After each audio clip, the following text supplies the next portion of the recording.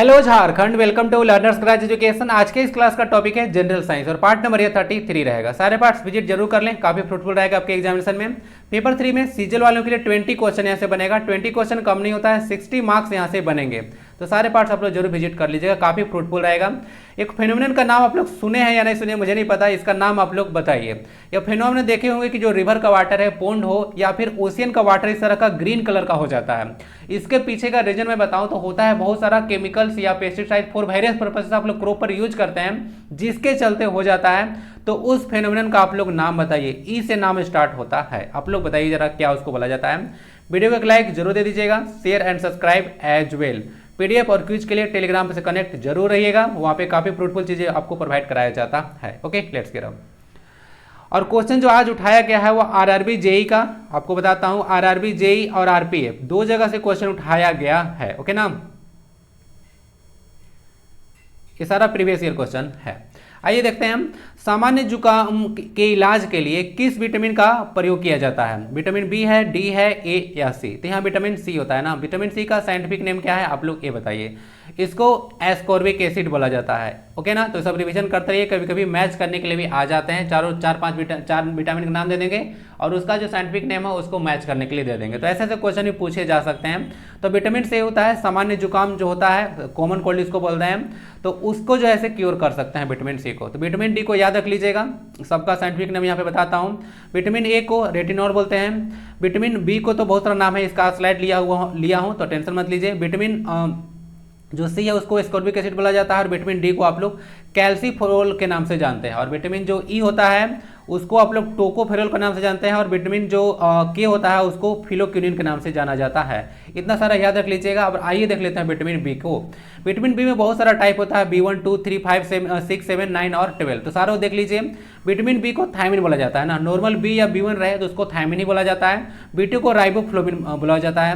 Vitamin 3 को niacin बोला जाता है, इसको देख लीजिएगा। और इसके लिए पिलाग्रा होता है ना, पिलाग्रा जो होता है विटामिन B3 की कमी से होता है, इसको याद रख सकते हैं। विटामिन B5 को पैंथोनिक एसिड के नाम से जाना जाता है। B6 को पैराटॉक्सिन बोला जाता है। विटामिन B7 इंपॉर्टेंट है, बायोटिन को बोला जाता है। और विटामिन 9 को B9 को फोलिक एसिड बोला जाता है। और विटामिन B12 सबसे ज़्यादा इंपॉर्टेंट है, जितना ज़्यादा आप लोग देखे हैं उसमें सबसे ज़्यादा इंपॉर्टेंट है तो वह है विटामिन B12। इसको कोबालामिन के नाम से या फिर साइनोकोबालामिन के नाम से जाना जाता है, क्योंकि इसमें जो है से कोबाल्ट पाया जाता है, इसको ध्यान रखिएगा। और कोबाल्ट का यूज तो आप लोग कैंसर का ट्रीटमेंट में भी यूज करते हैं। ओके, तो आंसर मिल चुका है, विटामिन सी इसका होगा। सारे जितना चीज़ बताया उसको देख लीजिएगा। क्वेश्चन 2 है, यदि किसी ध्वनि तरंग का आवर्तकाल 0.02 सेकेंड है तो उसकी आवृत्ति क्या होगी? आवर्तकाल समझ में नहीं आया होगा, टेंशन मत लीजिए, मैं बताता चलूंगा। इसको टाइम पीरियड कहा जाता है और आवृत्ति यानी कि उसको फ्रीक्वेंसी पूछा गया है न्यू। ठीक है, तो आप लोग पढ़े होंगे कि न्यू इज इक्वल टू होता है 1 टाइम पीरियड। तो बहुत ईजी है, देखने में लगता है कि टफ है लेकिन बहुत ही आसान है। तो इसका आवर्तकाल यानी कि टी दिया हुआ था 0.02 सेकेंड, तो इसको थोड़ा सोल्व कर लीजिए। 0.02 है, उसके बाद यहाँ से अगर डेसिमल हटाया जाएगा तो ऊपर कितना हो जाएगा 100/2। अब बाकी तो आप लोग चालाक हैं, काफ़ी मैथ्स पढ़ ही रहे हैं।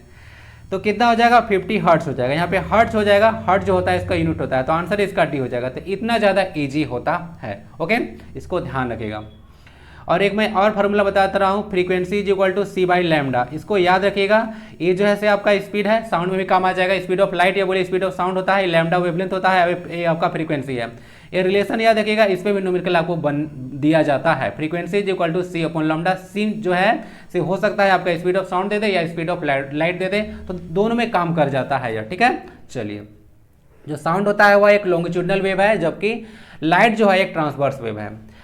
विद्युत स्विच की मरम्मत करते समय इलेक्ट्रीशियन को रबड़ के दस्ताने क्यों पहनने चाहिए? तो क्वेश्चन तो समझ में आ गया होगा, उसको रबड़ का जो है दस्ताना पहनना पड़ता है क्यों?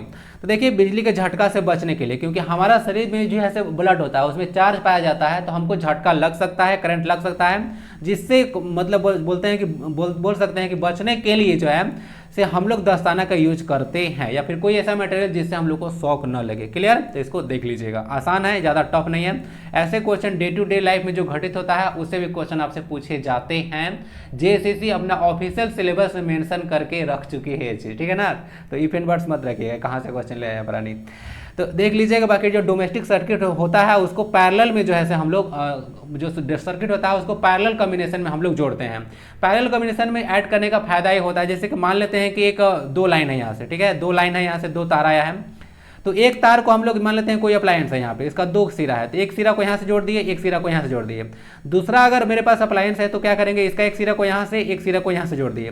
तीसरा से होता क्या है ना कि पोटेंशियल डिफरेंस सब पर बराबर रहता है, ठीक है ना, सब पर जो है पोटेंशियल डिफरेंस यानी कि भी जो है डोमेस्टिक सर्किट में बराबर होता है, इसीलिए जो है मतलब पैरेलल कॉम्बिनेशन बराबर होता है, इसीलिए हम लोग डोमेस्टिक सर्किट में इसका यूज करते हैं पैरेलल कॉम्बिनेशन को, ठीक है।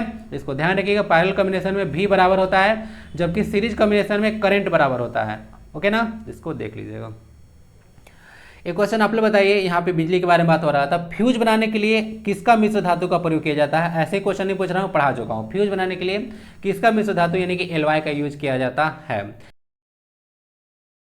जीवाश्म ईंधन के जलने से वातावरण में कार्बन डाइऑक्साइड की मात्रा में वृद्धि हुई है और इसके कारण होने वाले हानिकारक प्रभाव का क्या नाम है। तो बहुत इजी क्वेश्चन है। फॉसिल फ्यूल को जब बर्न किया जाता है तो कार्बन डाइऑक्साइड की मात्रा बढ़ जाता है, तो इसके इफेक्ट को ग्रीन हाउस इफेक्ट बोला जाता है। तो ग्रीन हाउस इफेक्ट इसको देख लीजिएगा, ओके। तो इसमें सिर्फ कार्बन डाइऑक्साइड गैस ही नहीं होता है, ग्रीन हाउस इफेक्ट में बहुत सारे गैसेस होते हैं जो ग्रीन हाउस के लिए रिस्पॉन्सिबल होते हैं। जैसे कि ग्रीन हाउस मतलब ना अर्थ का जो है या फिर कोई भी प्लैनेट उसका टेम्परेचर को इंक्रीज कर जाना, तो वैसे गैस को ग्रीन हाउस गैस बोलते हैं। CH4 होता है, कार्बन डाइऑक्साइड रिस्पॉन्सिबल है। वाटर वेपर भी आपको आता है, H2O बोल सकते हैं, ओके। तो ये सारे चीजें हैं जो कि ग्लोबल वार्मिंग के लिए रिस्पॉन्सिबल है, इसको ध्यान रख लीजिएगा, क्लियर। तो आंसर इसका ए हो जाएगा। बाकी कभी कभी छांटने के लिए भी दे देते हैं आपको कि कौन इसमें ग्लोबल वार्मिंग गैस है या फिर कौन नहीं है, तो ये सब याद रख सकते हैं, ओके। ओके, बाकी एक चीज याद रख लीजिएगा, यहाँ से जो CH4 होता है मीथेन, वह कार्बन डाइऑक्साइड से 80 गुना ज्यादा खतरनाक है। यानी कि अगर कार्बन डाइऑक्साइड 1 डिग्री सेल्सियस को गर्म कर सकता है कोई चीज को, सरफेस को, तो वह CH4 80 डिग्री सेल्सियस गर्म कर सकता है। इतना खतरनाक है। अभी CH4 को लेकर पॉलिसी भी बन रहा था, तो आप लोग को ये सब आइडिया होना चाहिए। जैसे मैं बात करूं तो आप लोग वीनस जो है से आप लोग को पता होना चाहिए कि पूरा हमारा सोलर सिस्टम में सबसे गर्म गैस है। इसका रीजन क्या है? उसका रीजन यही है कि उसका 95% जो एटमॉस्फेयर है वह CO2 से बना हुआ है, और CO2 गैस हम लोग छोड़ते हैं, यह हानिकारक गैस नहीं है। इसका मेनली रूप से इसीलिए हानिकारक हो जाता है क्योंकि यह टेम्परेचर को एब्जॉर्ब कर लेता है, ठीक है, उसको पकड़ के रखता है, इसीलिए हानिकारक हो जाता है, ठीक है। तो आंसर देख लीजिएगा, इसका ए हो जाएगा। बाकी सारी चीज़ तो डिस्कस कर ही दिया। और हम लोग 2070 तक कार्बन न्यूट्रल बनने वाले हैं। एक महीने में कितनी बार आधा चांद दिखाई देता है? तो देख लीजिए भाई, आपको कितनी बार दिखाई दे रहा है, देख लीजिए। एक बार यहाँ दिख रहा होगा थर्ड क्वार्टर में, फर्स्ट क्वार्टर में दिख रहा है, तो टोटल 2 बार जो है आधा चांद आपको दिखता है, ओके। तो 2 बार इसका आंसर हो गया। इसको देख लीजिएगा, यह जो है अर्थ का एकमात्र सैटेलाइट है, यानी कि इसको मून बोला जाता है या फिर आपको प्राकृतिक उपग्रह बोलते हैं, ओके। यह है भारत का सैटेलाइट, और इसको एक चक्कर लगाने में, पृथ्वी का एक चक्कर लगाने में ज़्यादा दिन नहीं लगता है, 27.3 डेज लगता है, 27.3 डेज, ओके। यदि किसी अर्थ से मून की कितना दूरी है पता है ना? 3,84,000 किलोमीटर है ना, 3,84,000 किलोमीटर है, इतना याद रखिएगा। यदि किसी, ये तो क्वेश्चन ही गलत है, पहले ही देख लिया था इसको। यदि किसी व्यक्ति का भार पृथ्वी पर 66 kg है तो चंद्रमा पर उसका भार कितना होगा, ओके। इसको बोला गया है, भार दिया है, केजी लिख दिया है। केजी जो है भार का यूनिट नहीं होता है, यह जो होता है यूनिट होता है मास का। जो वेट होता है उसका यूनिट न्यूटन होता है, और जो मास होता है उसका न्यूटन, उसका जो होता है ऐसा यूनिट केजी होता है। तो यहाँ पे क्वेश्चन ही गलत था, तो इसको न्यूटन कर लीजिएगा यहाँ पे। तो देख लीजिए, जो भी मून पर होता है weight on moon that is equal to 1/6 of weight on earth. तो ये होता है फॉर्मूला, आप लोग पढ़े होंगे। तो इजी है, बहुत इजी होता है। 1/6 इंटू यहाँ पे 66 कर दीजिए तो 11 kg इसका आंसर आ जाएगा, जो कि है ऑप्शन नंबर सी में, ठीक है। केजी ना, गलत बोल रहा हूँ, 11 न्यूटन हो जाएगा ना। इसको देखकर मैं भी कंफ्यूज कर रहा हूँ, तो 11 न्यूटन हो जाएगा। इसको देख लीजिए। कभी कभी आपसे ये भी पूछ देते हैं कि कोई ऑब्जेक्ट है, उसका जो है से मास यहाँ पे जो है भार न करके द्रव्यमान बोल देंगे कि 66 kg है, तो उसका चंद्रमा पर द्रव्यमान कितना होगा। तो ध्यान रखिएगा, मास कभी भी चेंज नहीं होता है। Mass is the amount of matter present in a substance, तो वह चेंज नहीं हो सकता है, तो वह कांस्टेंट रहता है हमेशा, तो वह चेंज नहीं होगा। अगर वहाँ पे अगर 66 kg है अर्थ पे, तो मून पे भी उतना ही होगा, मंगल पे भी उतना ही होगा, लेकिन हाँ वेट उसका चेंज हो सकता है। इसको ध्यान रखिएगा। W is equal to mg होता है, और यह एक वेक्टर क्वांटिटी है, ये आपको W जो देख रहे हैं सो, ठीक है ना, वेट इसको बोला जाता है। इसका आंसर न्यूटन होता है, और इसका डायरेक्शन आपको जहां से ऑब्जेक्ट है उससे वहां से बोलिए तो सेंटर ऑफ अर्थ तक होता है इसका डायरेक्शन।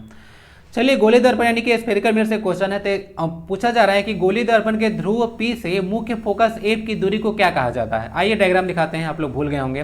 तो देख लीजिएगा यही पढ़ाया गया था आपको कन्वेक्स मिरर, अब ये हुआ था कनकेव मिरर। ओके, तो कनकेव मिरर में कितना डायग्राम बना था, 6 डायग्राम बना था, और कन्वेक्स में 2 बना था। याद आ रहा है या नहीं आ रहा?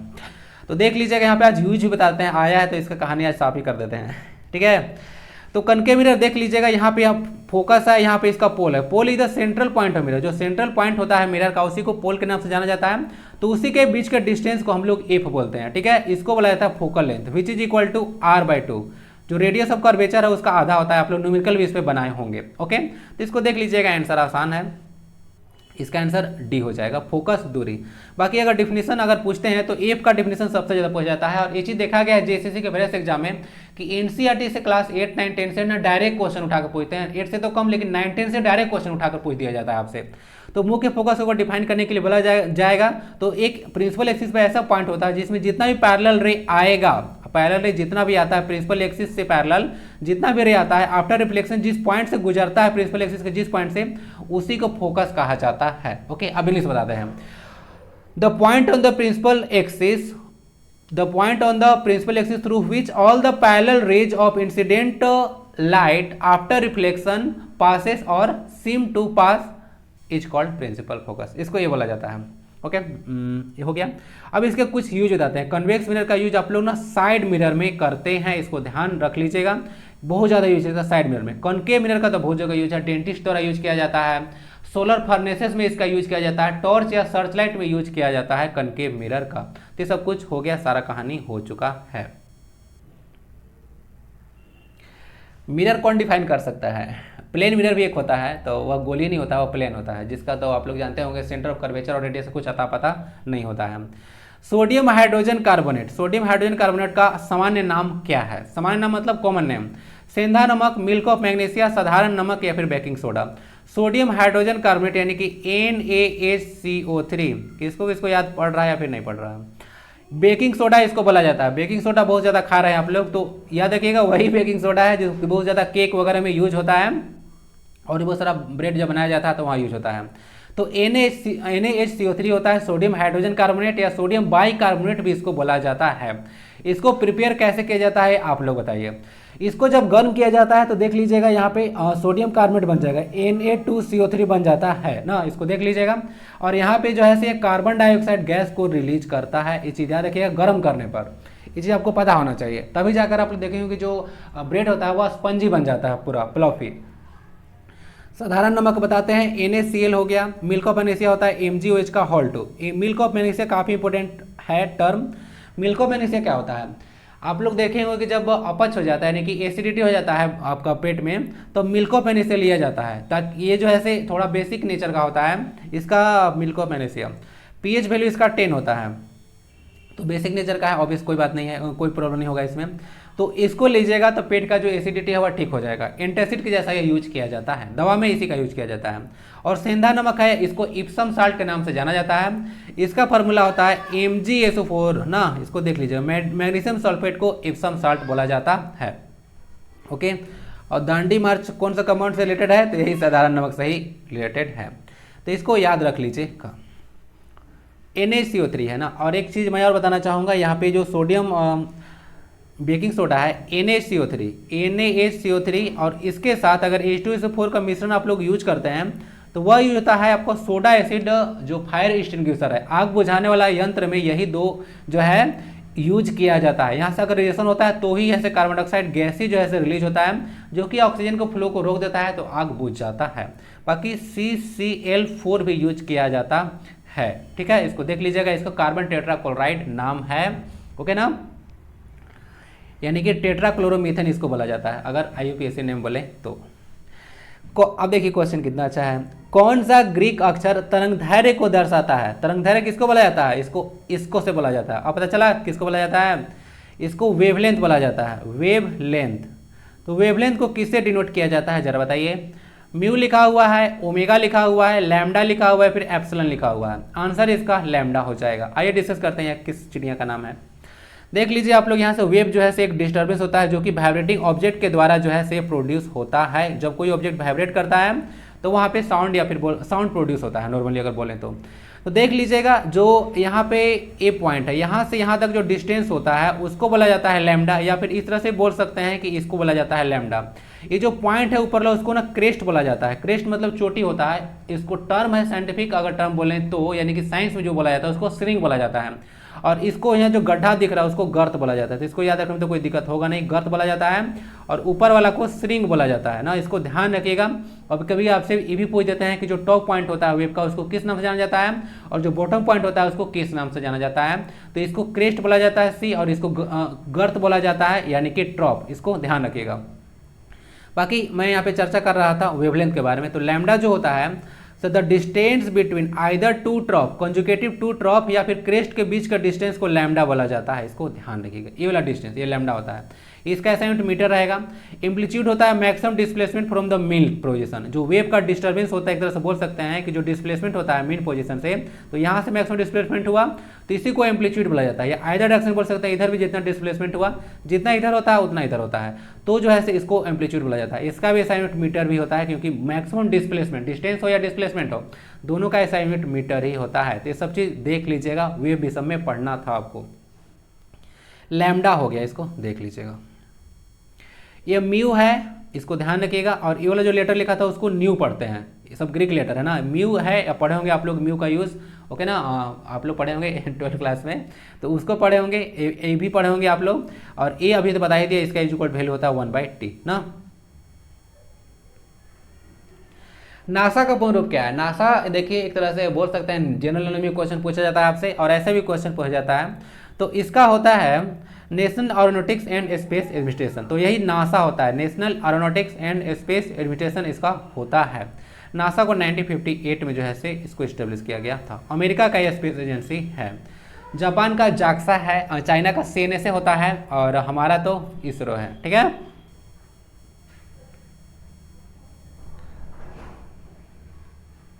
आंसर इसका हो जाएगा D, national aeronautics and space administration. 1958 में डीआरडीओ की भी स्थापना हुआ था, साथ में कट करके रख लीजिएगा, जिसका हेडक्वार्टर न्यू दिल्ली में है।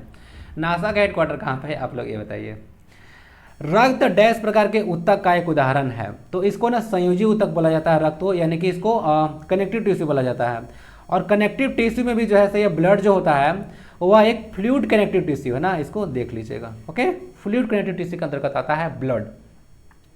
ब्लड बहुत तरह का होता है, जिसमें सबसे ज़्यादा इंपॉर्टेंट आपको ए भी तो याद ही रखना है और ओ याद रखना है। ओ जो होता है सो क्या होता है, ओ जो ब्लड होता है वो निगेटिव यूनिवर्सल डोनर होता है, और ए भी जो होता है यूनिवर्सल एक्सेप्टर होता है। ब्लड में एक जो है RH फैक्टर होता है। आज तो मैं नहीं बताऊंगा RH फैक्टर क्या होता है, आप लोग बताइए कि RH फैक्टर क्या होता है। पहले मैं डिस्कस कर चुका हूँ RH फैक्टर के बारे में। तो RH फैक्टर ब्लड में क्या होता है आप लोग जरा ये बताइए। एक विद्युत उपकरण में व्यय होने वाले विद्युत ऊर्जा किन दो कारकों पर निर्भर करता है। यानी कि बोला जा रहा है कि कोई अगर इलेक्ट्रिकल अप्लायंसेस या बोल सकते हैं कोई भी एक तरह का मशीन है जो कि इलेक्ट्रिसिटी से चलता है, तो उसमें जो इलेक्ट्रिक एनर्जी जो है स्पेंड होता है वह किन 2 फैक्टर पर डिपेंड करता है। क्वेश्चन ये है। ओके, इंग्लिश वालों को भी ज़्यादा दिक्कत नहीं होना चाहिए। तो आपको मैं पेट बताया था, याद आ रहा है फॉर्मूला? नहीं याद आ रहा होगा, कहाँ से आएगा पढ़े थोड़ी है सर, रिविजन थोड़ी किए होंगे। तो P = E/T होता है। तो आपको पेट बताया था, याद रखिएगा पेट होता है P, E यहाँ से कीजिएगा T। ये तो पावर = एनर्जी या वर्क डन बाय टाइम होता है। तो यहाँ से एनर्जी देखिएगा तो पावर इनटू टाइम आ जाएगा, कोई डाउट इसमें नहीं होना चाहिए। अब देखिएगा तो क्या होगा तो क्या आ गया, जो उपकरण का शक्ति रेटिंग था, जो पावर रेटिंग था, प्लस में टाइम पर, 2 चीज पर डिपेंड करता है। तो ऑप्शन तो आपको ये मिल चुका है। तो अगर फॉर्मूला याद रहेगा तो आंसर आपको ऐसे ही मिल जाने वाला है। तो आंसर इसका ये हो जाएगा, फॉर्मूला देख लीजिएगा, इस पे भी न्यूमेरिकल आता है। ओके ना, तो ध्यान रखिएगा। पावर = एनर्जी अपॉन टाइम होता है, या वर्क डन अपॉन टाइम आप लोग बोल सकते हैं। एनर्जी और वर्क डन जो होता है दोनों का असाइनमेंट जूल ही होता है। तो इस तरह से पावर का यूनिट यहाँ पे जूल पर सेकंड होगा। तो अगर पूछ देंगे कि जूल पर सेकंड जो है किसका यूनिट है, तो यह है आपका पावर का यूनिट। ओके ना, पावर का यूनिट जूल पर सेकंड होता है। जूल तो होता है एनर्जी का, क्लियर। और लेकिन अगर किलोवाट आवर आपसे बोल दे, किलोवाट आवर एक काफ़ी कंफ्यूजिंग टर्म है। इसमें जो होता है से 3.6 × 10⁶ जूल होता है। तो लोग देखकर इसको वाट देखकर समझते हैं कि ये पावर का यूनिट है, लेकिन ये गलत हो जाएगा। ये देखिए बहुत ही आसान क्वेश्चन है, और लेकिन ये बहुत बार क्वेश्चन पूछा गया है। अगर देखिएगा कि 3-4 एग्जाम इंडिया के अंदर हुआ तो उसमें क्वेश्चन आपको देखने को मिल ही जाएगा, इतना यह फेमस क्वेश्चन है। तो किलोवाट आवर जो है से 1 वाट यानी कि पावर यूनिट नहीं है, इसमें पावर इनटू टाइम है। देख लीजिएगा यहाँ पे पावर से टाइम से मल्टीप्लाई किया गया है तो ई आ जाएगा एनर्जी। तो एक एनर्जी का यूनिट है, इसको याद रख लीजिएगा। 1 वाट में एक हॉर्स पावर में कितना होता है, 746 वाट होता है, इस सब याद रख लीजिएगा। और 1 किलोवाट में 1000 वाट होता है। ऐसे ऐसे क्वेश्चन छोटे छोटे पूछ देते हैं आपसे कभी कभी। और यही जो 3.6 × 10⁻6 है उसी को 1 यूनिट बोला जाता है। घर में जो बिजली आता है वही 1 यूनिट होता है ना। चलिए जूल पर सेकेंड हो गया। ब्यूटेनोन के बारे में बोला गया है, डैश कार्यात्मक समूह युक्त एक 4 कार्बन वाला यौगिक है। आपसे पूछा गया है कि इसका फंक्शनल ग्रुप ना, पूछा गया आपसे फंक्शनल ग्रुप क्या है ब्यूटेनोन का, आपसे पूछा गया है। ब्यूटेनोन लिखते हैं जरा, देखते हैं आज ऑर्गेनिक केमिस्ट्री। ब्यूटेनोन, केमिस्ट्री वाले कुछ गलती करूंगा तो बताइएगा। तो यह है ब्यूटेनोन है ना। तो ब्यूटेनोन में देखिएगा इस तरह का यह कंपाउंड होता है। ओके, इसको कार्बोनाइल ग्रुप भी बोला जाता है और ये अभी हाल ही में एसएससी सीजीएल 2022 में क्वेश्चन पूछा गया था। ओके, तो ये कार्बोनाइल ग्रुप है, तो CO होता है, यही कीटोन का है। तो ये कीटोन इसका आंसर हो जाएगा। दोनों तरफ R लगता है, R होता है यहाँ पे अगर देखिएगा तो। ये R क्या होता है, यह अल्काइल ग्रुप होता है, CnH2n+1 होता है ना, इसको देख लीजिएगा। यहाँ पे N आपको 1 से लेना होता है, तो यही अल्काइल ग्रुप है। तो अगर ब्यूटेनियन को सारा चीज़ हो गया है ना, इरेज करना पड़ेगा। इरेज करूँ या दूसरा स्लाइड में बताता हूँ। तो देखिएगा यहाँ पे ब्यूटेनियन का फॉर्मूला आप लिखने जा रहे हैं। ब्यूटेनियन 4 कंपाउंड है ना, 4 कार्बन वाला कंपाउंड है, सॉरी 4 कंपाउंड बोल दिया, 4 कार्बन वाला कंपाउंड है। तो इसको देख लीजिएगा कि यहाँ होगा, बाकी एक यहाँ 3 हो गया। ओके, एक यहाँ से जोड़ दीजिए। तो बाकी तो इसको आप लोग ऐड ऐसे कर सकते हैं, CH ऐसे इस तरह से बनाया जाता है। कार्बन का वैलेंसी 4 पूरा होना चाहिए, 1 बॉन्ड यानी कि 2 इलेक्ट्रॉन। ओके ना, तो इसका कितना हो गया, 4 इसका 4 हो चुका है। तो 3 तो इधर हो गया, 1 कार्बन इसको दे दीजिए और बाकी 3 हाइड्रोजन इसको पूरा करा दीजिए। ओके, तो इस तरह का कंपाउंड आपको ब्यूटेनियन बन गया। तो यही देखिए फंक्शनल ग्रुप है। फंक्शनल ग्रुप क्या होता है, तो फंक्शनल ग्रुप उस तरह का बोल सकते हैं ग्रुप होता है जिस पर किसी भी एक ऑर्गेनिक कंपाउंड का जो है से गुण डिपेंड करता है। क्लियर, तो इसको याद रखिएगा, यही ब्यूटेनियन है। ठीक है, ऑर्गेनिक केमिस्ट्री वाले सही है ना कि कुछ गलत है। अब देखिएगा आंसर जिसका कीटोन हो गया, अल्डिहाइड ग्रुप बताता हूँ, इसको CHO बोला जाता है। अल्कोहल का OH होता है और कार्बोक्सिलिक एसिड का COOH होता है। यहाँ पे माइनस नहीं है, बॉन्ड का साइन है। बच्चा लोग बहुत पिटाता हमसे, इसके लिए बहुत पिटाता है, इसको -CH बोलेगा और पिटाएगा। फिर बारह बताया हूँ कि इसको बॉन्ड है, इसको बोलना नहीं है, CHO से बोलना है। तो अल्डिहाइड होता है, कीटोन होता है, कीटोन बता दिया था, CO होता है। और इसको अल्कोहल बोला जाता है OH, और एक कार्बोक्सिलिक एसिड का फंक्शनल ग्रुप है। तो सारा चीज़ देख लीजिएगा, क्वेश्चन आते हैं। बाकी एक हैलो ग्रुप भी होता है जो ग्रुप 17 एलिमेंट है, उसमें F होता है, फ्लोरीन होता है, क्लोरीन होता है, ब्रोमीन होता है, आयोडीन होता है। तो ये सभी हैलो ग्रुप में आता है। ठीक है, इसको देख लीजिएगा। तो सारा चीज़ डिस्कस कर दिया जितना क्लास 10 में था। ओके ना, तो आंसर इसका बी हो गया, कीटोन को देख लीजिएगा। इंसुलिन किससे विनियमित करता है, यानी कि बोल सकते हैं कि जो इस इंसुलिन है आप लोग देखते होंगे वो किसको रेगुलेट करता है। तो बहुत ईजी है, यह रक्त शर्करा को जो है से रेगुलेट करने का काम करता है। ओके ना, तो इंसुलिन की खोज किसने की थी, जे बेंटिंग द्वारा किया गया था, इसको ध्यान रखिएगा। और इसमें ना जिंक मेटल पाया जाता है, पूछ देंगे इंसुलिन में कौन सा मेटल पाया जाता है, तो जिंक मेटल देख लीजिएगा, बोल दीजिएगा। मैग्नीशियम पाया जाता है क्लोरोफिल में, और आयरन पाया जाता है हेमोग्लोबिन में। ठीक है, ये सब कुछ आपको याद रखना है। तो रक्त शर्करा को कम यहाँ पे आपको कम करना है, तो इंसुलिन का यूज किया जाता है। और ये जो इंसुलिन है यह पैनक्रियाज के द्वारा जो है से सीक्रेट किया जाता है। इंसुलिन एक और हार्मोन है ग्लूकागोन, तो दोनों याद रखिएगा, इंसुलिन और ग्लूकागोन दोनों पैनक्रियाज के द्वारा जो है से सीक्रेट किया जाता है, यह हार्मोन है। और कभी कभी आपसे ऐसे ही पूछेंगे कि कोई एक रोगी है, उसको जो है से इंसुलिन का सुई दिया जा रहा है, तो वह कौन सा रोग से पीड़ित है, तो देख लीजिएगा उसका मधुमेह हो जाएगा, जिसको आप लोग चीनिया रोग बोलते हैं ना। तो घर में आप लोग खाते हैं तो चावल वगैरह से डिस्टेंस बनाकर, चावल जो होता है उसे डिस्टेंस बनाकर रखा कीजिए। ब्रेड ज़्यादा खाया कीजिए आप लोग, ठीक है। चावल जो होता है एक आध टाइम खाया कीजिए, बाकी सारा चीज़ भी आप लोग खा सकते हैं, बट चावल थोड़ा कम यूज कीजिए। ऐसा तो नॉर्मल 25 साल तक खा सकते हैं, लेकिन अगर 25+ हो गया है तो उसके बाद थोड़ा बहुत आपको देखना पड़ेगा, एक्सरसाइज पर भी ध्यान दीजिए। और बाकी कितने खाइए, अगर डेली अगर काम कर रहे हैं तो फिर कुछ होने वाला है नहीं, बट ज़्यादा बैठने वाला काम है तो उसमें आप लोग समझ लीजिएगा। किस प्रक्रिया के कारण इत्र समझ रहे हैं, नहीं समझ रहे हैं, समझाते हैं। इत्र की गंध हमारी नाक तक जल्दी से पहुंच जाती है। अरे भाई सेंट यूज कर रहे हैं, पता नहीं क्या क्या होता है, फॉग होता है। एक बार ना मुझे टीचर में फॉग मिला था, बोले चलो ठीक है, वो अभी तक रखा हुआ, यूज ही नहीं करता ऐसे फालतू चीज़ें। तो देख लीजिएगा, वही जो इत्र के बारे में बोला जा रहा है, यानी कि सेंट के बारे में बोला जा रहा है, परफ्यूम्स के बारे में बोला जा रहा है। तो किस प्रक्रिया के कारण जो इत्र की गंध है हमारे नाक तक जल्दी पहुंच जाता है? वाष्पीकरण, संघनन, वितरण या फिर संलयन? क्वेश्चन यहाँ पे गलत दिया गया था, यहाँ पे वितरण नहीं, ये क्वेश्चन में विसरण होना चाहिए। पीडीएफ आप लोग डाउनलोड करते हैं तो आप लोग को जो सही होता है वो मिल जाता है, टेंशन मत लीजिए, उस समय आपको सही करके प्रोवाइड करा देता हूँ। तो इसको विसरण बोला जाता है, इसको याद रखिएगा, ठीक है। तो विसरण इसको बोला जाता है, अंग्रेजी में इसको डिफ्यूजन कहा जाता है। क्लास 10 में आप लोग पढ़े होंगे डिफ्यूजन के बारे, 9 में पढ़े होंगे डिफ्यूजन के बारे में, ओके, कि the phenomenon of self mixing of two liquids is called diffusion. Diffusion सिर्फ लिक्विड में होता है, गैस में भी होता है और सॉलिड में भी होता है, ओके। जैसे एक नॉर्मल एग्जांपल बोले तो अगर कभी आप लोग ऑफलाइन क्लास किए होंगे तो ध्यान दीजिएगा कि अगर जो मार्कर से लिखा जाता था व्हाइट बोर्ड पे कोई भी ब्लैक या ब्लू इंक से, तो उसको अगर उस समय तुरंत अगर मिटाया नहीं जाता था तो दूसरा दिन जो है से वह जल्दी मिटता ही नहीं था। तो डिफ्यूजन के चलते जो है ना से वह सॉलिड में वह बोल सकते हैं कि जो इंक है वह धंस जाता है, यानी कि उसमें मिक्स हो जाता है, जिसके चलते जो है से वह जल्दी नहीं मिटता था। तो यह विसरण के चलते ही होता है, यानी कि डिफ्यूजन के चलते ही होता है। तो आप कह सकते हैं कि सॉलिड में भी डिफ्यूजन पॉसिबल है, ठीक है। तो समझ लीजिएगा, बाकी वाष्पीकरण, संघनन, संलयन सबको डिस्कस कर देते हैं। क्लियर है ना, कोई दिक्कत नहीं होनी चाहिए। विसरण है, यहाँ पे डिफ्यूजन इसको बोला जाता है। वाष्पीकरण आप लोग बोलते हैं इसको इवेपोरेशन बोलते हैं। और इवेपोरेशन क्या होता है, जैसे कोई अगर लिक्विड लें जिसका बॉइलिंग पॉइंट से कम पर वह अगर लिक्विड सॉलिड स्टेट में गैसियस स्टेट में कन्वर्ट हो रहा है तो उसको वाष्पीकरण बोला जाता है।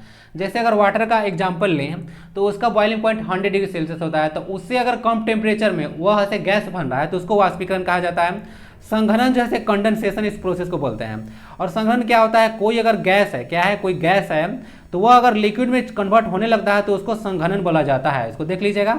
और इस केस में एनर्जी जो होता है सो वह लॉस होता है, क्योंकि अगर लिक्विड को ज़्यादा एनर्जी दीजिएगा, एक हीट क्या है, heat is a form of energy in motion, तो इसको एनर्जी दीजिएगा तब जाकर गैस बनता है, यानी गैस के पास ज़्यादा एनर्जी होता है इन कंपेरिजन टू लिक्विड, और लिक्विड के पास ज़्यादा एनर्जी होता है इन कंपेरिजन टू सॉलिड। ऐसा समझ में आना चाहिए। तो यानी कि एनर्जी का लॉस होता है तब जाकर ये लिक्विड बनता है, तो इसी को संघनन बोलते हैं, कंडेंसेशन इसको बोला जाता है।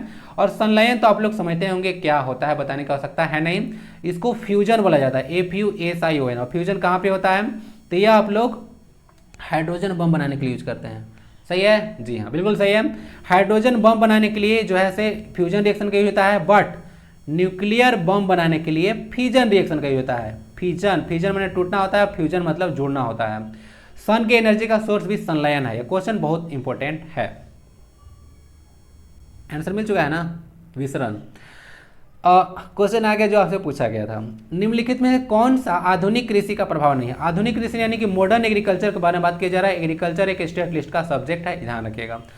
तो यहाँ पे सुपोषण लिखा हुआ है जिसको यूट्रोफिकेशन बोला जाता है। फिर ओजोन अवक्षय लिखा हुआ है यानी कि ओजोन डिप्लीशन बोला जाता है। नाइट्रेट पोल्यूशन बोला जा रहा है। और उसके बाद बायो मैग्निफिकेशन यहाँ पे बोला गया है। देखिए जैव आवर्धन है, बायो मैग्निफिकेशन, नाइट्रेट पोल्यूशन है सारा, और सुपोषण सारा जो है से आधुनिक कृषि का प्रभाव है। बट ओजोन डिप्लीशन जो है से इसके चलते नहीं होता है, वह CFCs के चलते होता है। आप लोग पढ़े होंगे क्लोरोफ्लोरोकार्बन्स ना, फुल फॉर्म देख लीजिएगा, ऐसे भी क्वेश्चन पूछ देते हैं आपसे कि CFC का क्या फुल फॉर्म है। तो ये सब फेवरेट होता है, आसान है बट हमेशा पूछ जाता है। तो क्लोरोफ्लोरोकार्बन्स होता है, उसके चलते ओजोन जो है से डिप्लीट होता है। अंटार्कटिका वाला रीजन आप लोग सुने होंगे। बाकी 1987 में मॉन्ट्रियल प्रोटोकॉल हुआ था, याद रखिएगा, वह जो है से ओजोन परत सही है। 1987 मॉन्ट्रियल कनाडा में एक जगह है ना, ध्यान रखिएगा। तो वहीं से जो है से शुरू हुआ था। हम लोग बात करते हैं कि ओजोन को हम लोग को बचाना है। ओजोन आपसे क्वेश्चन ये भी पूछ देते हैं कि इसमें जैसे ऑक्सीजन का कितना एटम होता है, तो ओजोन में जो है से ऑक्सीजन का 3 एटम होता है, ठीक है, इसको ध्यान रखिएगा। आइए कुछ आज इंटरेस्टिंग चीज आपको बताते हैं। चलिए, जैसे देखिए ऑक्सीजन तो आपको पता होगा कि होता है, ओके। तो ऑक्सीजन होता है, तो इसके साथ ऑक्सीजन का एक और मॉलिक्यूल मिलता है। क्या होता है, ऑक्सीजन का एक और मॉलिक्यूल मिलता है, किसके प्रेजेंस में, अल्ट्रा वायलेट रेज के प्रेजेंस में। तो यहाँ पे ओजोन जो है से आपको O3 बन जाता है। क्या बन जाता है, O3 बन जाता है। और यही जो O3 क्या करता है ना कि UV को बोलता है कि भाई अब तुम आगे मत जाओ। तो देखिए इस तरह कहानी है, जो इसने बनाया उसी को यह रास्ता रोक के रखा है। तो ओजोन जैसे अल्ट्रा वायलेट रेज होता है सन का हार्मफुल, उसको जैसे पृथ्वी पर आने से रोकता है। तो बनाया ही है, अल्ट्रा वायलेट रे के प्रेजेंस में ही जो है से ओजोन बना है। यह 3 परमाणु वाला बोल सकते हैं कि यह एक गैस है, ठीक है, एटम वाला। तो देख लीजिएगा यहाँ से इस तरह कुछ कहानी होता है। तो ओजोन का 3 होता है, O3। फार्मूला देख लीजिएगा, पूछ देते हैं डायरेक्ट कि ऑक्सीजन का कितना एटम है, डायरेक्ट आपसे पूछते हैं कभी कभी। जैसे कि आपको बताया था KMnO4 पूछ दिया गया था, KMnO4 इसमें ऑक्सीजन का कितना मॉलिक्यूल है, तो इसमें 4 है। क्या नाम है इसका इसको पोटेशियम परमेट बोला जाता है, और एक पोटेशियम डाइक्रोमेट होता है K2Cr2O7। देख लीजिएगा, बहुत इंपॉर्टेंट कंपाउंड है। तो इसमें 7 होता है, इसमें 4 होता है ऑक्सीजन का एटम। इस तरह से क्वेश्चन आपसे पूछते हैं। निम्नलिखित में से कौन सी अधातु विद्युत का सुचालक है? ब्रोमीन, फास्फोरस, ग्रेफाइट या फिर हाइड्रोजन? इसका आंसर ग्रेफाइट हो जाएगा। अच्छा, मैं पूछूं आपसे कि अधातु बोला गया है, ग्रेफाइट का फॉर्मूला क्या होता है, जरा बताइए तो। मतलब फॉर्मूला तो नहीं होगा, सिंबल क्या होता है? कौन कौन बताएगा? चलिए पीछे बेंच वाले हाथ उठाइए, कौन दोस्त बताइए जरा, देखते हैं कि ग्रेफाइट का। आगे बढ़ने से पहले इसको बताइए कि ग्रेफाइट का फॉर्मूला क्या होगा। देखिए, आप लोग पढ़े होंगे एलोट्रॉप, ठीक है ना। एलोट्रॉप्स पढ़े होंगे। तो क्या होता है कि जब कोई एक एलिमेंट एक से ज़्यादा फॉर्म में मौजूद होता है तो उसको एलोट्रॉप्स बोला जाता है। तो ये कार्बन का एक प्योर फॉर्म है ना, तो कार्बन आप देख रहे हैं उसी का प्योर फॉर्म है ग्रेफाइट और डायमंड। तो ग्रेफाइट और डायमंड का फॉर्मूला सी ही होता है, इसमें इफ एंड बट नहीं होना चाहिए। क्लियर? देख लीजिएगा, इसमें जो है से आखिर यह इलेक्ट्रिसिटी कंडक्ट क्यों करता है, आइए अभी चर्चा कर देते हैं। ग्रेफाइट का देखिएगा, यहाँ पे कार्बन अभी बताया, तो इसके जो है कक्षा में, अंतिम कक्षा में 4 इलेक्ट्रॉन होता है, यानी कि वैलेंसी इसका 4 होता है। तो 4 इलेक्ट्रॉन के साथ जब इसका बॉन्डिंग होता है कार्बन कार्बन के साथ, प्योर कार्बन है तो कार्बन कार्बन के साथ बॉन्डिंग होता है, तो 3 कार्बन इसका तीन इलेक्ट्रॉन जो होता है बॉन्ड कर जाता है, जो चौथा इलेक्ट्रॉन होता है वो ना फ्री हो जाता है। और आप लोग को तो पता होगा, कितनी बार बता चुका हूँ कि इलेक्ट्रिसिटी को कंडक्ट करने के लिए या तो फ्री इलेक्ट्रॉन चाहिए या तो फिर आयन्स चाहिए। तो इसके पास अगर फ्री इलेक्ट्रॉन्स हो गया तो इलेक्ट्रिसिटी को कंडक्ट कर गया, तो फ्री इलेक्ट्रॉन्स मिल गया। ओके, तो इसीलिए ग्रेफाइट जो है इलेक्ट्रिसिटी का कंडक्ट करता है। तो रीजन आपको बता दिया। ब्रोमीन एकमात्र ऐसा नॉन मेटल है जो कि लिक्विड स्टेट में है, कोई प्रॉब्लम? देख लीजिएगा। फास्फोरस का तो बहुत यूज करते हैं, इसको P4 के नाम से जानते हैं। व्हाइट फास्फोरस और रेड फास्फोरस होता है। हाइड्रोजन गैस को आप लोग भविष्य का ईंधन कहते हैं, और पीरियड टेबल में सबसे ऊपर इसी का स्थान है, इसको ध्यान रखिएगा, हाइड्रोजन। हो चुका है आंसर इसका, ग्रेफाइट हो गया। डायमंड का भी फॉर्मूला होता है, और डायमंड इलेक्ट्रिसिटी को कंडक्ट इसलिए नहीं करता है क्योंकि उसका चारों इलेक्ट्रॉन जो होता है बॉन्ड होता है। ओके, बॉन्डेड होता है। इनमें से कौन सा मृदा अपरदन का कारण हो सकता है? पेड़ों की कटाई, चारागाहों की अत्यधिक चराई, विकल्पों में से सभी लिखा हुआ है, फिर खड़ी ढलान वाली भूमि पर जुताई। जैसे मान लेते हैं कोई स्लोप यहाँ पे है, तो उस पर अगर मान लेते हैं कि आप लोग हल चलवा दिए हैं, ओके, तो जब बारिश होगा तो पानी गिरेगा, पानी जैसे बहेगा ही, तो अलग तरीके से हम लोग जैसे इसको मिट्टी की जब हम लोग यहाँ पे जुताई करवाया जाता है, जो बोल सकते हैं जो माउंटेनियस रीजन होता है, तो उसको ध्यान रखा जाता है कि मृदा का अपरदन नहीं हो, क्योंकि अपर लेयर हट जाता है तो उसका आप लोग बोल सकते हैं कि जितना भी बोल सकते हैं कि न्यूट्रिएंट्स होता है वो सब हट जाता है, तो फिर उत्पादन आपका नहीं होने वाला है, प्रोडक्शन। तो विकल्पों में से सभी जो है मृदा अपरदन का कारण हो सकता है। मृदा अपरदन क्या होता है? मृदा के कटाव एवं बहाव की प्रक्रिया को मृदा अपरदन कहते हैं। यह हिंदी में 10 तक मैं शुद्ध हिंदी में पढ़कर आया हूँ। ओके, इंग्लिश मेरा कहीं भी नहीं रहा है, और सब गवर्नमेंट स्कूल से, ठीक है, कहीं भी कोई प्राइवेट स्कूल का कोई नाम निशान नहीं। मेहनत कीजिए, जहाँ अगर पढ़ना होगा, जहाँ चाह वहाँ रहा वाला कहानी में रहा है। मैकेनिकल, यहाँ पे लिखा हुआ है, सॉरी, मैकेनिक साइकिल या मोटर के गतिशील हिस्सों के बीच ग्रीस क्यों लगाता है? तो देखिए, इसलिए मेरा इंग्लिश और हिंदी में ज़्यादा टेंशन नहीं होता है। तो देखिए, टेंशन कब होने लगता है? बहुत लोग बोलेंगे कि हिंदी में दिक्कत है तो इंग्लिश में दिक्कत है। दिक्कत नहीं है, आप लोग दिक्कत उसको बना रहे हैं, और हिंदी और इंग्लिश में दिक्कत होगा तो कुछ एग्जाम क्लियर ही नहीं होगा। बात समझ में आ रहा है? सिर्फ इंग्लिश लेकर क्या कीजिएगा, कहीं भी जाइएगा, कोई भी एग्जाम दीजिएगा तो हिंदी तो आपसे पूछा ही जाएगा। और इतना ज़्यादा आपको नहीं है कि आपको मैकेनिक का मतलब पता नहीं है, ओके, ग्रीस का मतलब पता नहीं है, ये सब तो आपको पता होना चाहिए। गतिशील का मतलब पता नहीं पता है तो फिर इंडिया में क्यों है? क्या पता होना चाहिए? प्रॉब्लम, कोई चीज़ प्रॉब्लम है तो इसका सोल्यूशन ढूंढिए, प्रॉब्लम उसको बना के मत रखिए। आप लोग प्रॉब्लम बना के रखते हैं, बोलते हैं कि प्रॉब्लम है, हो ही नहीं रहा है, तो इस तरह गलत चीज़ है, उसको सही कैसे करना है इस पर काम कीजिए। आप लोग का भी रोस्टिंग हो जाता है, नहीं सॉरी फॉर दैट, ये सही चीज़ है, ठीक है। आप लोग इस चीज़ पे ध्यान दिया कीजिए, बहुत लोगों का यह कंसर्न आता है हमेशा। और अब आपको पता होना चाहिए कि मैं ना सिर्फ पढ़ाने पर फोकस करता हूँ। आप लोग देखिए क्या कि मैं कोई एक आलतू फालतू का वीडियो बनाकर डाल रहा हूँ कि एग्जाम आ गया, एग्जाम आ गया, चाहे कुछ आ गया, मेरा बेहतर पर्पस ही नहीं है, कोई फालतू चीज़ मैं आपको प्रोवाइड कराने वाला है ही नहीं। यहाँ पे सिर्फ और सिर्फ मैं एजुकेशन के बारे में ही यहाँ पे बात करूँगा, ठीक है। और जो आपके एग्जाम के लिए कुछ चीज़ इंपॉर्टेंट होगा वो मैं डिस्कस साथ ही में कर देता हूँ, कोई मेरा फालतू पर्पस नहीं होता है। तो मैं कोई भी चीज़ बोलता हूँ तो उसको थोड़ा सा ध्यान दिया कीजिए। मैकेनिक साइकिल या मोटर के गतिशील हिस्सों के बीच ग्रीस क्यों लगाते हैं? यहाँ पे ग्रीस बोला जा रहा है, आप लोग सुने होंगे, ग्रीस एक लुब्रिकेंट होता है। बताइए जरा। पुर्जों को साफ करने के लिए, जंग हटाने के लिए, पुर्जों को चमकदार बनाने के लिए, घर्षण को कम करने के लिए, सहायक के रूप में। इसका आंसर डी हो जाएगा ना, घर्षण को कम करने के लिए। अच्छा, मैं आपसे एक क्वेश्चन पूछता हूँ कि आप लोग जो हैं कोई चीज़ चिकना बना देते हैं, जैसे मान लेते हैं सरफेस होता है नॉर्मली, तो इसको चिकना बनाते हैं तो फ्रिक्शन वह कम हो जाता है कि ज़्यादा हो जाता है, पहले क्वेश्चन ही बताइए। कोई सरफेस है ना, कोई सरफेस है उसको चिकना बना दिए तो फ्रिक्शन उस पर कम हो गया है कि फ्रिक्शन ज़्यादा हो गया है, ये बताइए, क्योंकि चिकना आप लोग ज़्यादा कर दिए हैं। ये क्वेश्चन कंफ्यूजिंग है। तो घर्षण को कम करने के लिए हम लोग जो है स्नेह के रूप में, लुब्रिकेंट के रूप में जो है ग्रीस का यूज करते हैं। और ग्रीस का एक और काम होता है, जैसे कोई आप लोग नट बोल्ट्स लगाते हैं जहाँ पे वाटर जहाँ पे यूज होता है ना, तो वहाँ पे ग्रीस लगा दिया जाता है, क्योंकि ग्रीस नहीं लगाएगा तो वह जंग पकड़ लेगा, उसमें आयरन ऑब्जेक्ट है तो जंग पकड़ेगा ही, लेकिन ग्रीस अगर लग जाता है तो लुब्रिकेंट के जैसा वह कार्य करता है और वाटर जो है उस पर बैठता नहीं है। अगर जहाँ पे ग्रीस लग गया, या नॉर्मल देखिए ना आप लोग जो ऐसे हाथ में तेल लगा लीजिए, उसके बाद देखिए उसको पानी को छूइए, पानी जो है आपका जो है टच होगा नहीं हाथ में, ऊपर से ही भाग जाएगा, उस हाथ छिटकिएगा तो सारा पानी गायब। इसका मतलब है कि जो है हाथ में जो है अगर ऑयल लगा लिया जाता है या ग्रीस लगा दिया जाता है कहीं पे भी, कोई भी ऑब्जेक्ट पे या नॉर्मल हाथ पे भी, तो जो है वो वाटर को जो है अपने ऊपर टिकने नहीं देगा, तो आपका जो मटेरियल है जहाँ पे भी आप लोग लगाए वो आपका बच जाएगा। तो मेन पर्पस होता है ग्रीस का यही। और एक चीज़ भी ये भी होता है कि घर्षण को कम करने के लिए होता है। घर्षण के चलते देखिएगा लाखों हजारों टन जो है हर एक साल जो है आयरन बर्बाद हो जाता है, ठीक है, तो उसके चलते जो इसको यूज किया जाता है। ओके ना, तो कोई दिक्कत इसमें नहीं होना चाहिए। अब आते हैं क्वेश्चन पर। अगर मान लेते हैं कोई भी सरफेस हो, दुनिया का कोई भी एक सरफेस ऐसा नहीं होता है जो कि कंप्लीट एकदम बोल सकते हैं कि 100% स्मूथ होता है, कुछ ना कुछ वो जो होता है रफ होता ही है, उसमें फ्रिक्शन होता ही है, नहीं फ्रिक्शन रहेगा तो होगा ही नहीं। मतलब बोला जाता है कि ऐसा इम्पॉसिबल है, लगभग एक ऐसा सरफेस जनरली हम लोग कंसिडर नहीं कर पाते हैं, या फिर ऐसा नहीं है कि जो है एक 100% जो फ्रिक्शनलेस सरफेस हो जाएगा। तो कोई सरफेस को अगर चिकना बना दिया जाता है तो फ्रिक्शन जो है वहाँ पे कम हो जाता है, यानी कि फ्रिक्शन जो है डिक्रीज कर जाता है। तो स्मूथ जो बोल सकते हैं, जो जितना ज़्यादा स्मूथ होता है समझिए कि फ्रिक्शन उसमें उतना ही ज़्यादा कम होता है। तो इसीलिए आदमी बर्फ पर जैसे गिर जाता है, क्योंकि उसे फ्रिक्शन होता ही नहीं है। हम लोग को चलने के लिए फ्रिक्शन चाहिए होता है, ठीक है ना, इसीलिए जो है स्कूटी नहीं रुकता है, पता है ना आपको। एक तरह का अजीब अजीब जोक चलता है, पता नहीं क्या क्या हो रहा है, समझ में नहीं आता है। आंसर इसका डी हो गया। संयोजी कोष यानी कि वैलेंट सेल हर तत्व का डैश कोष होता है। मध्य बाह्यतम से पहले प्रथम या फिर बाह्यतम लिखा हुआ है। देखिए संयोजी कोष मतलब वैलेंस सेल के बारे में बात किया जा रहा है। हर तत्व का क्या होता है, तो आप लोग इस तरह से देखे होंगे,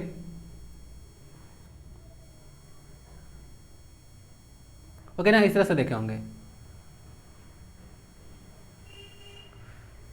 इस तरह कुछ सेल होता है तो आपको इसको के बोलते हैं, एल बोलते हैं, एम बोलते हैं, एन बोलते हैं। इस तरह का कुछ सेल होता है, आगे जाएगा तो के एल एम एन।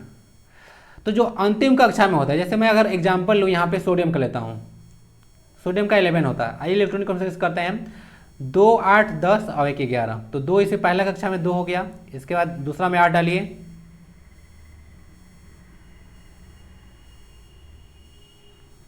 ओके, तो 8 इलेक्ट्रॉन हो गया। बचा कितना, 2 8 10 1 बचा। तो एम सेल में इसका 1 इलेक्ट्रॉन हो जाएगा।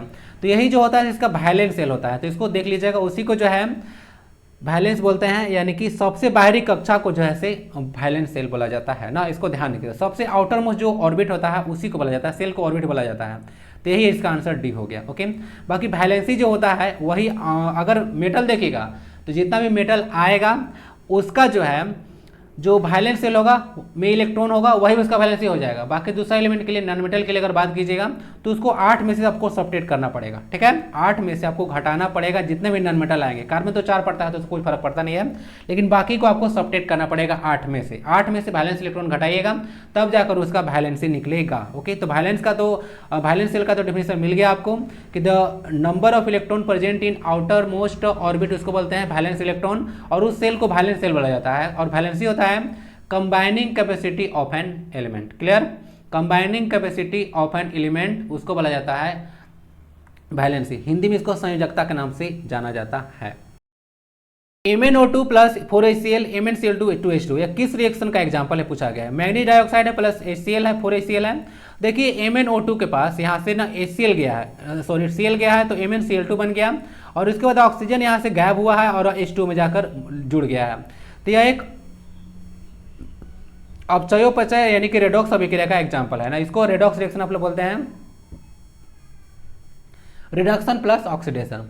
ओके, तो रिएक्शन क्या होता है, जहां पर आप लोग देखिए कि ऑक्सीजन का रिमूवल हो रहा है, ठीक है, ऑक्सीजन का रिमूवल होता है तो उसको हम लोग बोलते हैं रिडक्शन, और जहां पे ऑक्सीजन का एडिशन होता है उसको बोलते हैं ऑक्सीडेशन। तीसरा का कुछ कहानी है तो इसमें देख लीजिएगा, यह जो है एक रेडॉक्स रिएक्शन का एग्जाम्पल है। कौन सा जीव दो टुकड़ों में कट जाने के बाद भी फिर से बढ़ जाता है? मेढक, केचुआ, छिपकली या फिर तिलचट्टा? आंसर इसका बी हो जाएगा। ऑर्थोम का नाम सुना है, केचुआ, वही केचुआ है, तो वह बढ़ जाता है, उसको काट दीजिएगा। फिर भी इसका ग्रुप कौन सा है या कौन से ग्रुप के अंतर्गत आता है केचुआ? बताइए जरा, डिस्कस मैं कर चुका था ऐसे किसी लेक्चर में। तो केचुआ किस ग्रुप में आता है, जरा ये बताइए। आंसर इसका देख लीजिएगा, दो टुकड़े में काटने के बाद भी यह बढ़ जाएगा। जूल पर कूलम लिखा हुआ है, वह किसका यूनिट है? तो देखिए यह वोल्ट के लिए इकाई है ना। ऐसे आप लोग पढ़े होंगे कि जो है वोल्ट क्या होता है, वोल्टेज आप लोग पढ़े होंगे कि वोल्टेज क्या होता है, तो ये वर्क डन बाई चार्ज होता है। Work done in bringing a unit positive charge from infinity to a point inside an electric field is called electric potential. तो उसको पोटेंशियल यानी कि विभव बोला जाता है, तो वही होता है, इसको देख लीजिएगा। तो वर्क डन बाई चार्ज, ये जो वर्क डन ने बताया था जूल होता है और नीचे पर कूलम, तो यही जूल पर कूलम जो होता है से यह वोल्ट के बराबर आ जाता है। तो यही आपसे पूछा गया था, कोई दिक्कत?